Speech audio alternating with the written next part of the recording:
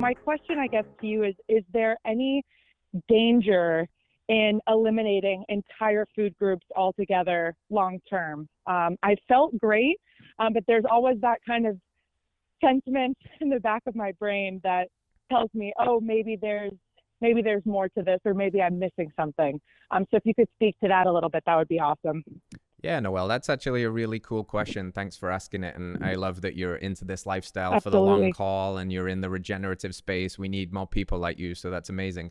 I'm curious what in particular you're potentially wondering about eliminating for the long haul and some drawbacks there. Could you give me some examples of any foods that are present or food groups that are present that you're worried about potentially eliminating for the long haul and whether you're missing out on something? Yeah, absolutely. So to start, I would say vegetables for sure. Just because I know too, like our ancestors would obviously not gravitate towards plant foods because of plant toxins, but in certain meals, maybe saute vegetables here or there. So vegetables being one of them, and the second one primarily being grains as well. Mm-hmm.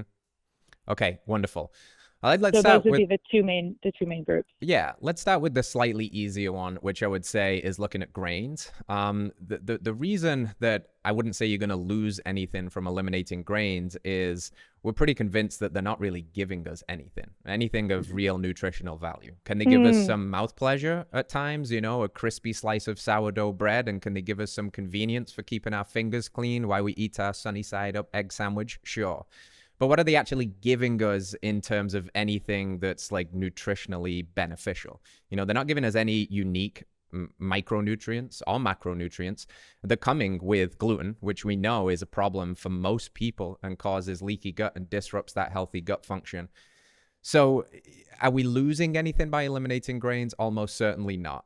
Is it the end of the world if every now and then you want to take a slice of sourdough and have it with a Sunday breakfast? Also, no. We've got to remember that we're trying to not be so dogmatic here that you never eat another grain for the rest of your life. But we give you the informed, kind of facts of what it is so you can make the informed decision of knowing that, what I do the most matters most. And you've been in this now, you said, for a year or so. You've already kind of created a state where you're probably balancing and coming into homeostasis and prioritizing our organs with those nutrient-dense foods, and you're getting your protein, and you've eliminated a lot of the toxins. Now, if you want to go on this little experiment where you throw a little bit of this back in to see how it feels and responds in your body, then the invitation is always there to do it. But with the grain piece, I've been grain-free for probably 8 years of my life right now, and I don't miss them because there's nothing there that I'm missing out on nutritionally speaking, and they don't agree with my body in particular. And for me, nothing tastes as good as healthy feels. So it's a kind of, it's up to you to do with that what you will. But the question on vegetables gets a little more nuanced.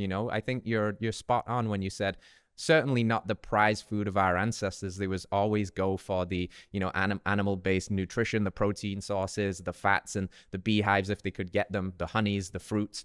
But of course, we were hunter and gatherers, and we would forage and we would gather some roots and stuff from time to time. And now I think we're looking more so on a toxicity spectrum. The most digestion-friendly plants are probably the ones that I would start to play with introducing if you want it for variety. Because I think a very important point in this diet is sustainability. We don't want people to burn out because they get bored of the same meals over and over again, because we want people to do this for the long run, because we believe that it's the optimal human diet that will lead to optimal health. And we can really lean on that idea again, that we can frame this as the 80-20 principle, if you will, that if you get it right 80% of the time, do you really need to sweat the 20% of stuff? And if the 20% of what you're getting wrong, quote unquote, is adding a few vegetables into the mix for some variety because you love the flavor, then that is a very good compromise to make in my book. It will allow you the consistency to do this forever, which is going to make you healthy for the long haul, which is a really cool way of looking at it and giving you a little bit more empowerment back, that we're not so black and white of, no, you can never eat a piece of broccoli or asparagus ever again.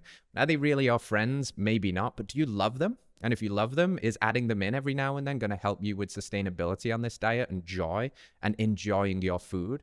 then please feel free to do that, and we always say just cook your vegetables well and listen to your body. And if your body is not agreeing with a food, it's going to tell you. And at this point, a year into this journey, you're probably going to be able to listen to that voice quite well. So just listen, run the experiment, start adding these things back in a little by little if that's really what you want. And then you'll empower yourself with knowing, actually, no, I'm not missing out on anything by adding these things back in because they don't make me feel that great. Or actually, I really like having this in here and there because it's giving me a little more variety and diversity on my plate.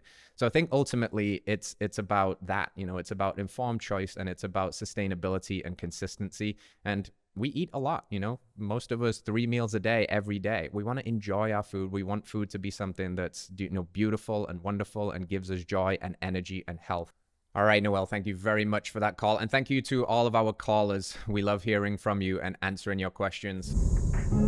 Hello, friends. If you enjoyed that clip, then you can watch the entire thing by heading to this link over here, or you can find us wherever you find podcasts by searching Radical Health Radio. If there's value here, please hit that like button. Let us know in a comment what your biggest takeaway was, and hit subscribe. Support the show as we support you. We'll see you soon.